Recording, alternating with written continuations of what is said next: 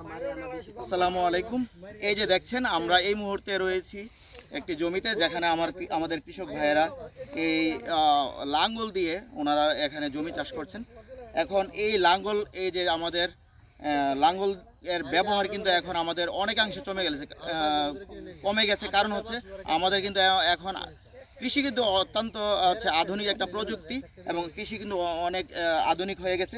তো এখনও ওনারা যেহেতু এই পুরাতন এই লাঙ্গলের ব্যবহার করছেন, তাই আমি এই যন্ত্রটা, কারণ অনেকে কিন্তু এই যন্ত্রটার সাথে পরিচিত নাই, কারণ আমাদের এই যে লাঙ্গল দিয়ে আপনি এখানে জমির ব্যবহার করছেন, লাঙ্গলটা দিয়ে আপনারা বিভিন্ন দেখা যায় কি কি চাষ করে থাকেন?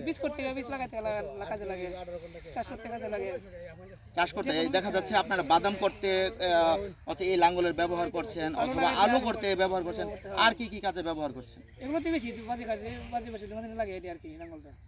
এই লাঙ্গলের কিন্তু ব্যবহার এখন কিন্তু আসলে খুবই রেয়ার। এই যে দেখেই বুঝতে পারতেছেন, বেশি ওজন না, হালকাই। তবে ওনারা কি এই যে আধুনিক প্রযুক্তি আসার কারণে কিন্তু ওনাদের কষ্টটা অনেকটা লাঘব হয়ে গেছে।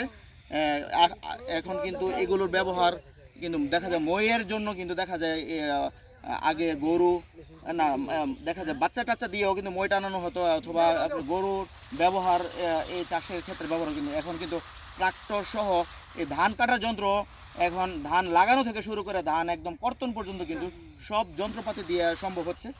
এই আমাদের এই কৃষক ভাই, আপনি এখানে কি চাষ করবেন? এখানে বাদাম চাষ করবেন। এখানে এই যে এখানে বেলে দোআঁশ মাটি, সেজন্য কিন্তু আমাদের কৃষক ভাইয়েরা কিন্তু বাদাম চাষে এগিয়ে এসেছেন।